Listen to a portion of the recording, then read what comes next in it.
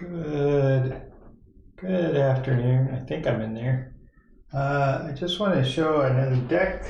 This one's by Tina Gong. I guess you could say it's an oracle deck, but it could be several things. If you're just starting to learn astrology, I guess it might be useful.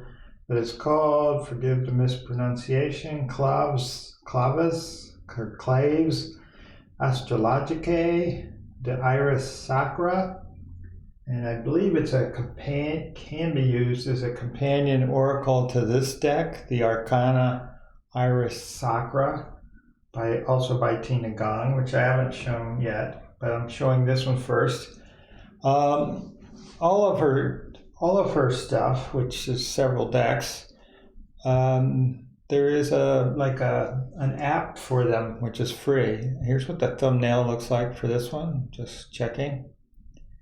And I think I will take this off the book to show the cards. There's like a journal underneath it. I thought it would look nice for the thumbnail, so I get that out of there. Here's the box that it comes in to show it real quickly. It's rigged up. It's designed to look like it could fit on a shelf like a book. There are even lines on the edge of the box to look like a book. These are little metal clasps or edges to protect it as you open and close. This is very well done. Ribbon to tie it. I've only ever seen another deck that had these ribbons by Robert in place. So that's enough of the box. So let me take the cards out, and then I'll show them one at a time in the box. That's the inside of the box. And we'll look at the book later. But for now, there's some dust. You can see they have gilding, gold edges. That's what the backs look like. On their outside is the zodiac symbols, if that's showing up. And then the next ring inner is the moon phases, lunar phases. And then I guess in the middle is a solar and lunar eclipse. I'm not sure. It looks like a star. So I'll go ahead and drop these into the box. We've got 12 zodiac signs. There's Aries. Let me make sure that's showing up clearly. I have an extra little light on above it. I'm not sure if that's helping or hurting. I think they look okay. Here's Taurus. There's Gemini. Let's see. There. I think that's more realistic color-wise, so I'll leave that to go.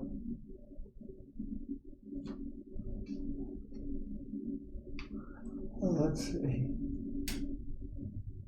Or if this is bouncy.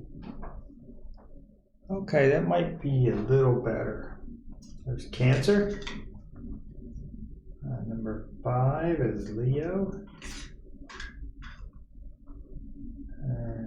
Number 6 is Virgo. Number 7 is Libra. Number 8 is Scorpio. I might also show these all beside each other like I usually do after I do it this way. There's Sagittarius. There's Capricorn. Oh, I see. The light goes out after a while. There's Aquarius. There's Pisces. And then the next thing, according to the book, there are 6, 8, 9, 10, 11 planets, I guess. Yep, 11 planets. They include Pluto. There's Sol, the sun. Luna, the moon. Mercury. Venus. Terra, which I guess is Earth. Mars. Jupiter.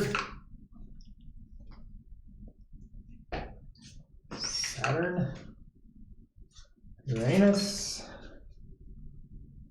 Neptune, and Pluto.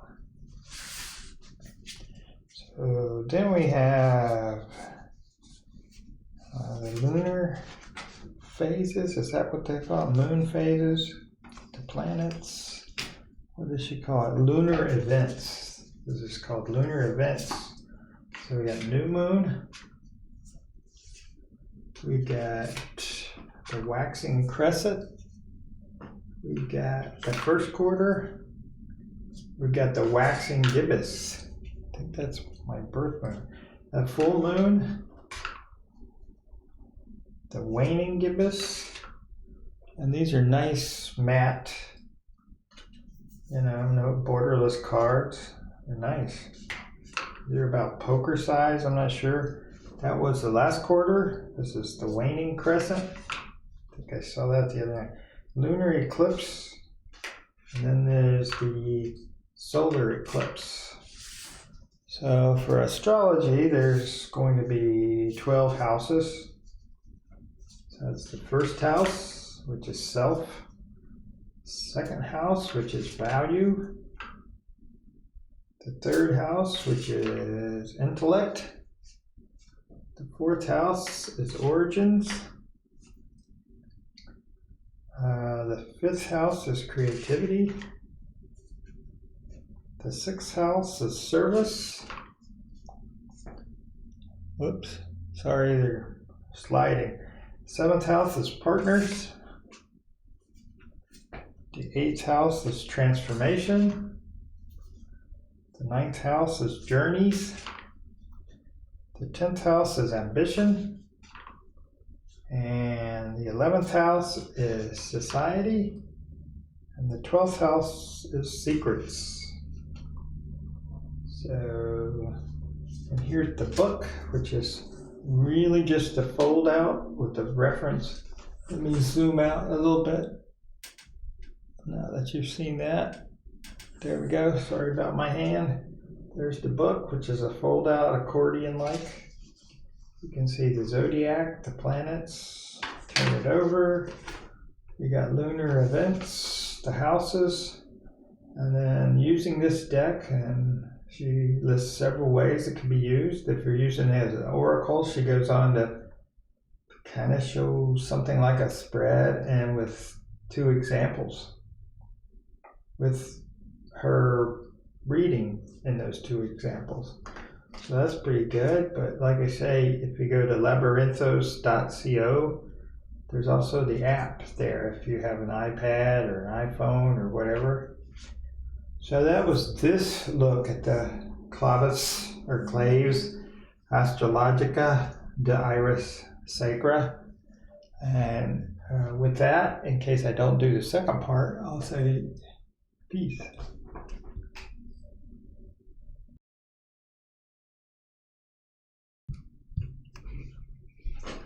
Afternoon again. I think it's working. This is part 2 of me showing the Claves Astrologica de Iris Sacra by Tina Gong. That's the box, which I showed in the first part clearly, I think. That's the book, fold out. This is just me re-showing the cards, but in a way that's kind of at a glance. Like you can see all of the zodiac cards right there, all 12 of them. I'll quickly bring in the planets. These are all the planet cards. Make sure they're visible. So there's all 9 planets according to this. Then here are what she calls the lunar events. Lunar events, like the moon and the sun. That one got moved. Sorry about that. I think they all shifted a little here. There we go. There we go. They're still a little off, but hey. So you can see from new moon to waning crescent, the lunar eclipse, solar eclipse. Okay, and then the last one are I think it's the last one, are the houses, astrology. And let's see, is that right? Yep, that looks pretty good. Let's see if the light helps a little. I think that helps. As you can see, a lot of them are light in color, but they're nicely done. So that was the at a glance, like lots of cards beside each other, of the Claves Astrologicae, the Iris Sacra, which I guess is intended to be a companion oracle, if you want to use it that way, for the Arcana Iris Sacra, which I'll be showing soon. So stay tuned for that. So for now, I'm going to come back and say goodbye. Let's see if I can get me ready. And then I'll say goodbye while holding up the deck I just showed, if that shows up. There we go. And I'll say peace and enjoy.